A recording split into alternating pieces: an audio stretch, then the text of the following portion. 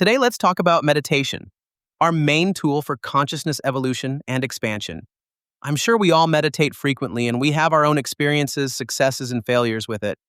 Unfortunately, meditating is not yet for everybody, and most people on the planet either have never heard of it, have heard of it and rejected it, or tried it and decided that it's not for them. These are all valid viewpoints, and nobody can fault these people. However, if we want to advance in this school of consciousness on this planet, we simply cannot ignore the critical importance of meditation. In our Western society, we typically tend to be much less mindful and meditate much less compared to our friends from the East. While it is normal for people from India, Japan, or Tibet to meditate frequently, and even lengthily, most people from Europe or the USA don't adhere to this practice. Our mindset is typically not compatible with serious practice of meditation. Well, I hope that this information may be helpful, not just for those of us who practice meditation and are indeed serious about it, but also for those who contemplate to add meditation to their daily routine. Meditation is not something static and is a highly dynamic process, as it is related to our consciousness and therefore to our existential presence. It is the doorway to expansion and evolution. It fully supports the new paradigm of being instead of doing. In the external world, we do, but in the internal world, we are. Let me describe this process from my personal perspective.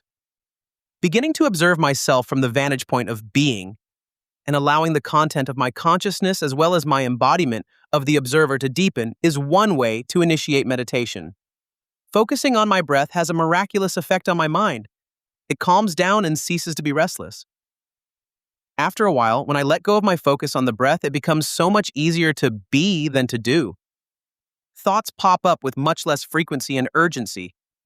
They disturb my abiding beingness much less than before. You might ask me at this point why I don't focus longer on my breath to cultivate a more perfect beingness. The answer is that nothing is set in stone, especially with something so inherently dynamic as meditation.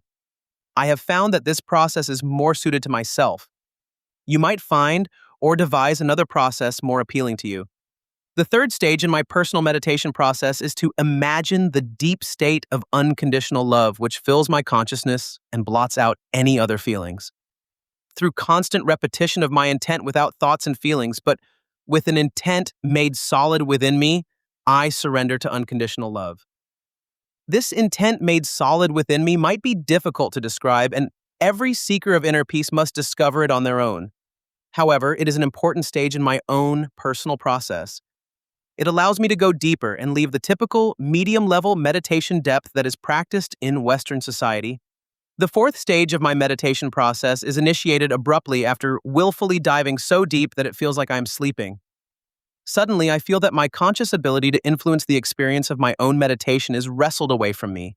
It is like the sun is going up within me and I feel more connected and one with myself and the universe.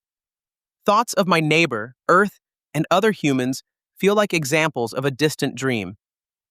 This is the stage where our true self begins to reveal itself more willingly to the conscious self. I feel so much unconditional love that it almost becomes unbearable. You might say that this is the fun stage of my meditation process. It also acts as a springboard to a deeper stage that requires a bit more internal effort. With the solid intent attitude that I mentioned earlier, I can push further and the I inside me dissolves further and comes even closer to we. I have always been like this. In fact, we all have been like this, but now I can perceive it clearer than ever before during my waking state. However, you probably agree with me that meditation is not just fun, it is the portal, the gateway to the universe and other beings. In this last stage, sacred communion with other beings through feelings and sensations is possible.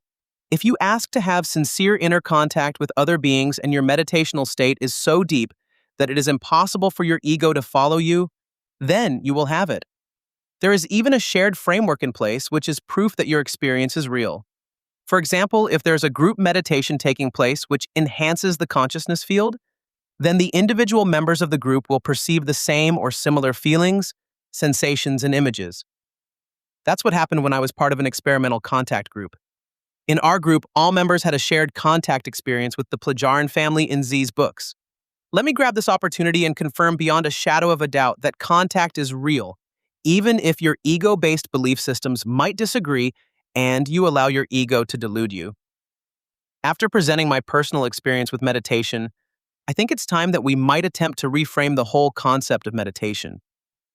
While we are accustomed to practicing it when sitting in a position that's comfortable for us, like in an armchair, in a traditional lotus posture, or a warrior pose from martial arts, our consciousness has evolved sufficiently to begin practicing it everywhere without the need to sit. I am referring to a concept that goes beyond mindfulness.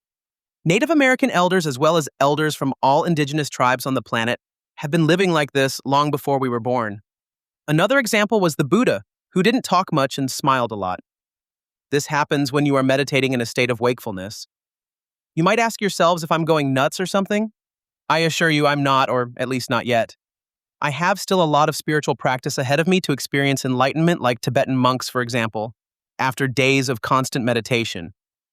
No, I would just like to share an experience I had 2 days ago when I was walking. One of my insights in my recent past has been to prepare ourselves to live in a state of constant meditation. It is basically a state which is characterized by the following elements. First, our mind is not chattering incessantly. Second, we experience life instead of living it, and we are fully immersed in it. Third, our heart-based sensors are wide open, and insights are flowing into our consciousness, yet they are not disturbing our state of being. Let me get back to my experience while I was out on a walk. Fortunately, I am blessed to be living in Ireland, where people place a lot of importance on nature. The housing estates are filled with many trees and grasses everywhere. While I was walking in a state of joy, I remembered my earlier insight that we are moving into a state of being where we exist in a state of constant meditation. Instantly, I wanted to experience this state of being and tried to block out random thoughts. Instead, I looked around trying to immerse myself and blend into my surroundings. Thinking back now, my memories and experiences of my surroundings at that time and place are crystal clear. Anyway, to continue my story, I was walking like this for a while, refusing to entertain any superfluous thoughts and trying to just be and not think. I failed miserably, after my ego deviously thought about my health and what I am doing to improve it. My mind fluidly went to thinking about it, and I completely forgot about being in the present. I was walking like this for a while until a yellow leaf from a maple tree above me fell just in front of me, touching my face lightly. I had the instant insight to stop taking myself so seriously and to immerse myself in nature again. Surprisingly, I was blissed out with this insight, as I was sure it came from my true self, which was observing me constantly, looking out for me and protecting me while I am incarnated on this world. With a smile, I looked up and saw the large maple tree and its adorning orange, yellow, and brown leaves. In this moment, I was one with the tree, my true self, and nature.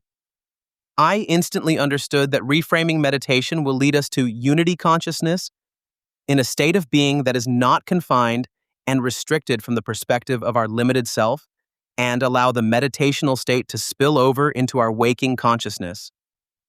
In the past, we have separated meditational state from waking state. Why? I will tell you why. It is because we possess fundamentally separated consciousness states that are relevant to different activities and states of being. It is now time to blend all these consciousness states and to live as one with our true selves, and additionally as one with nature, and by extension, with the universe. We begin perceiving ourselves as one with nature, which is naturally leading us to becoming one with ourselves. This is because nature is reflective of ourselves and focuses our awareness. Once we accomplish that, we can perceive ourselves as one with the universe.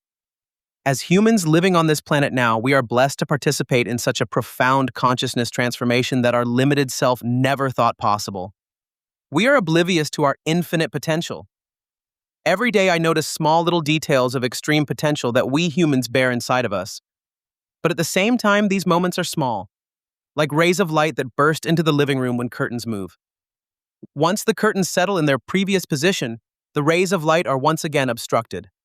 Fortunately, I strongly remember my experiences. It is like an after image that persists in my eyes long after looking at the sun itself.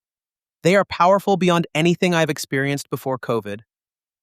In these moments, I am reminded of the glorious future of humanity, the pain that all of us experience during these great changes that trouble us humans in different ways. Based on whatever we need to purge from within us, are just birthing pains of a brilliant new consciousness. We are reborn from within. Join me and feel my bliss, for there is no amount of conditioning that will make me despair again. Not if I am experiencing life instead of merely living it. In other words, as I am meditating while being wide awake,